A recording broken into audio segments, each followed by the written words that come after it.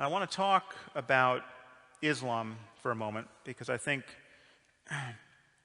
we are wise to be concerned about it. As you know, I'm concerned about religion in general, but I think we're wise to differentiate specific religious beliefs. And we are, I think, quite encumbered by political correctness and just frank confusion on this front. One problem is that we have this one-word religion, which names this truly diverse spectrum of fascinations and ideological commitments. And religion is a nearly useless term. It's a term like sports. Now, there are sports like badminton, and there are sports like Thai boxing. Okay, and they have almost nothing in common apart from breathing. Now, there are sports that are just synonymous with the risk of physical injury or even death. I mean, there's sports that are just synonymous with violence. Now, if you get injured playing badminton, you're just embarrassed.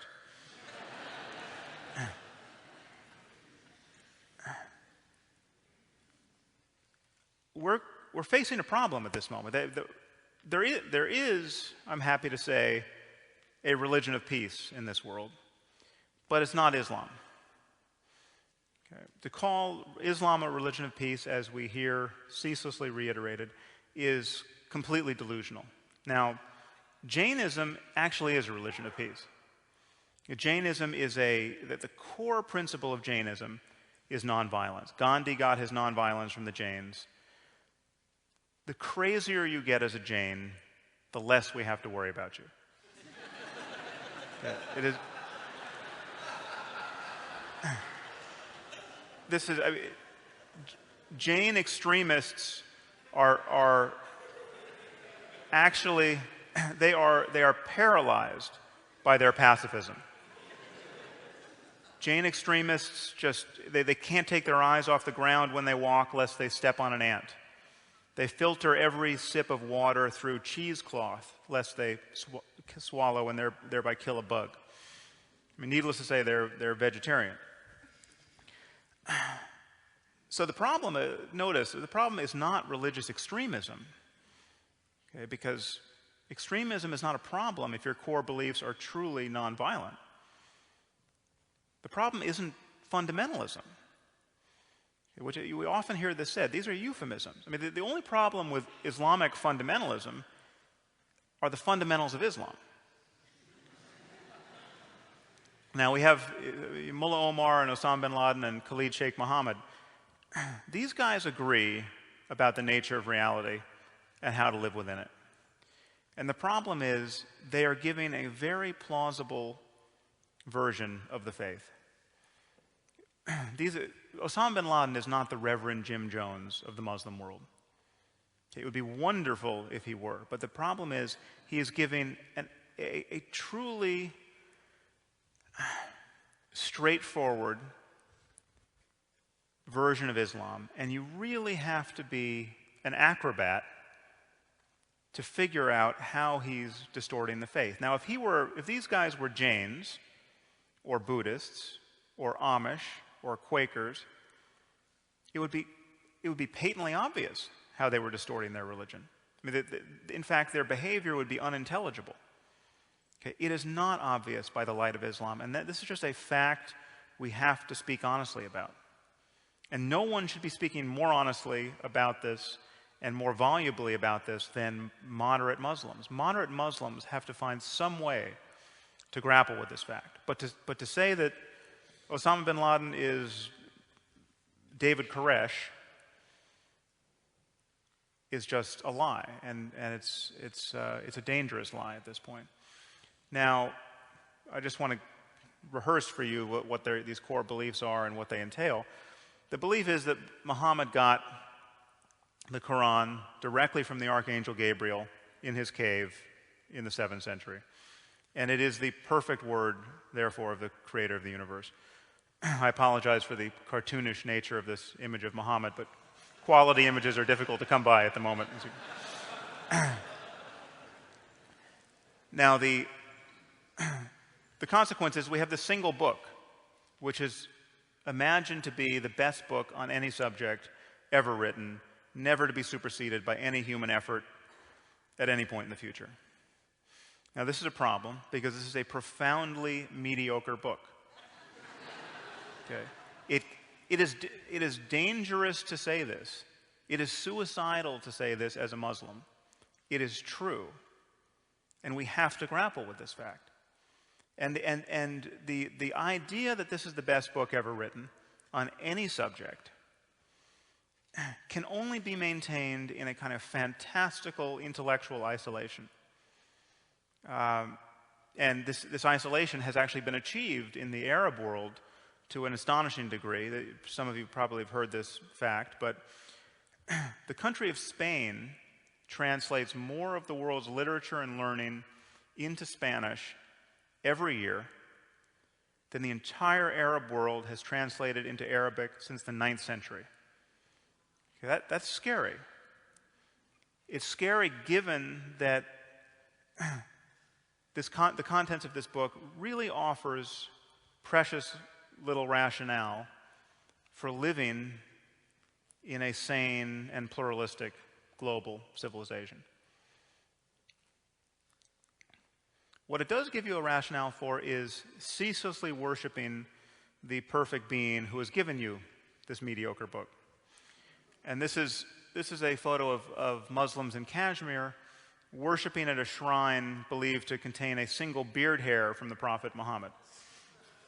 Now, in showing you this image, I don't actually mean to denigrate the positive emotions that can be associated with this kind of practice. I mean, I think devotion is a positive emotion that we want in our lives.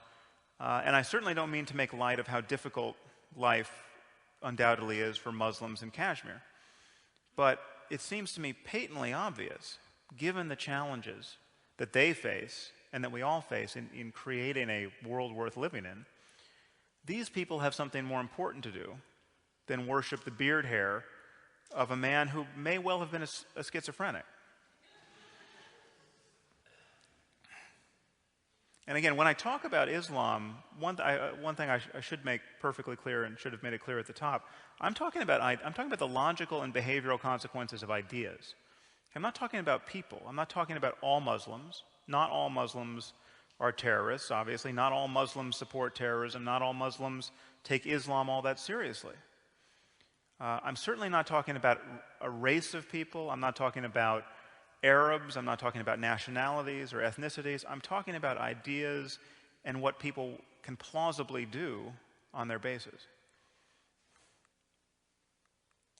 And what people do on the basis of these ideas, it turns out to be very bad for women to a remarkable degree and in general.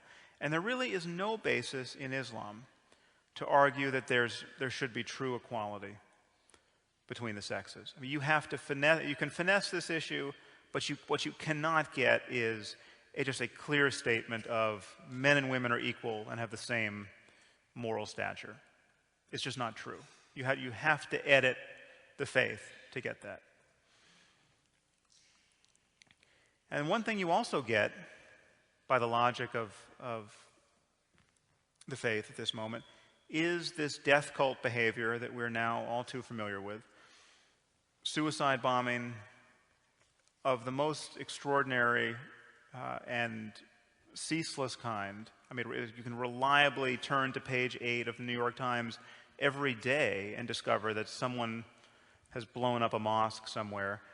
First thing to point out is that no one suffers by this more than Muslims. I mean, they're Muslims getting killed by this. It's not Americans for the most part. This is a bombing in Pakistan where Sunni bombed a Shia procession. Now the Sunnis view the Shia as apostates, and bombing them makes sense. The core issue here is this notion of martyrdom. The notion that death in defense of the faith is the surest way to paradise. Okay, this belief is what makes sense of this behavior. Now, I want to linger over this image for a minute. Actually, this is a little girl. You can't quite see her in this lighting, but this little girl crouched over the corpse of her mother, and This is actually not the initial bombing. What they did is they bombed a procession of Shia pilgrims, and then they sent another suicide bomber to the hospital to wait for the ambulances to come in to blow up the casualties and the doctors and the nurses and the ambulance drivers. So this is a shot from outside the hospital. And just imagine this. I mean, just imagine what it was like for someone to come up with that idea. It's kind of creative in a truly diabolical way. Someone had to volunteer to be the suicide bomber. I mean, someone had to get up in the morning thinking this is the best use of his life, to blow up this little girl's mother. And I mean, this is, again, realize this is not collateral damage. This is the point of the exercise. In fact, by this logic, by the logic of this belief, it is impossible to kill the wrong people, because all the good Muslims you blow up are going to go to paradise, and they're going to thank you. All the bad Muslims, all the apostates and the infidels are going to go to hell where they belong. It is impossible to screw this up.